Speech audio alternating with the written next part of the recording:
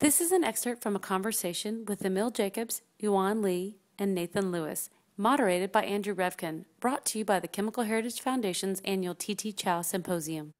This is for both of you, Dr. Jacobs and Dr. Lee, building on this, and on something that Nate said. Nate said one of his dreams for science is a better understanding of human consciousness.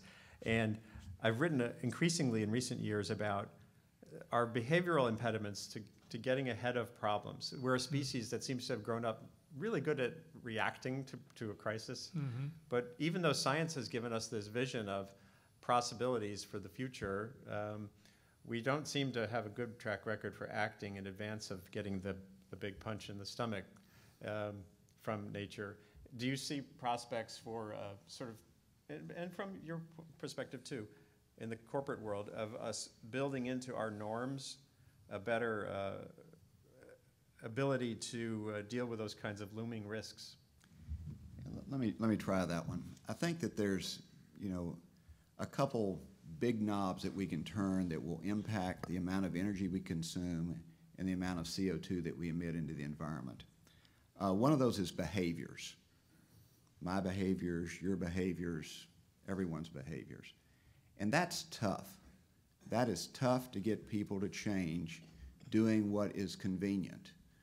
I've got the TV on, I'm on my laptop doing something else, I'm multitasking, but basically I'm pulling a fair amount of energy when I'm got a TV, a 46-inch flat screen going, I've got my computer going over here, and I'm probably doing both of them okay, but neither one of them great.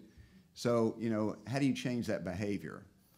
I've convinced myself that I'm doing both great, so I don't change that behavior. But how you get people to change behavior and become more aware of the energy they consume and more aware of the emissions, I think is a tough problem, but it's one that I think the soft scientists, the psychologists, the sociologists could help us with. So one is behaviors.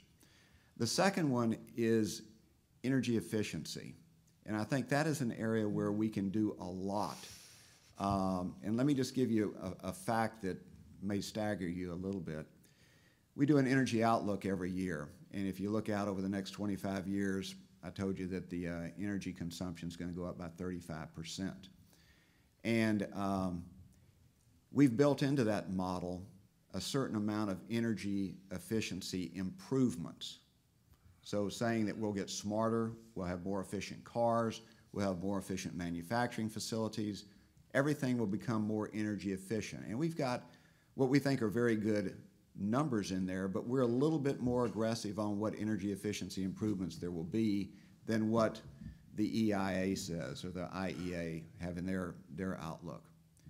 But if that energy efficiency improvement wasn't there, so we take the same energy efficiency we've got today and we keep that for the next 25 years.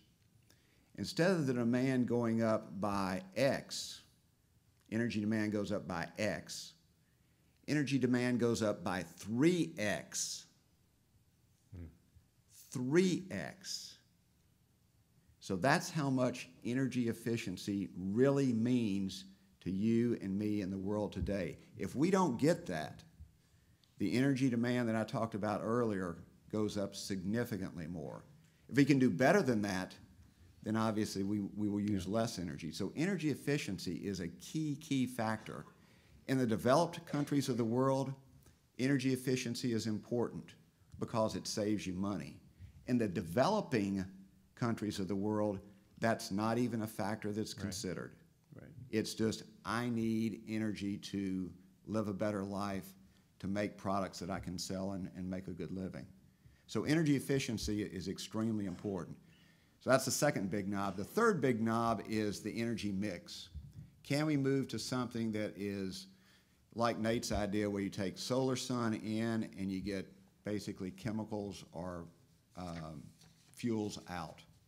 Great idea. I hope he's successful at it. But how do you change that energy mix significantly?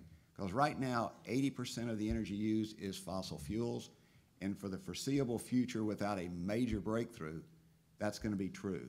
Yeah. So then all you can do is how do you capture the CO2 to reduce the concentrations?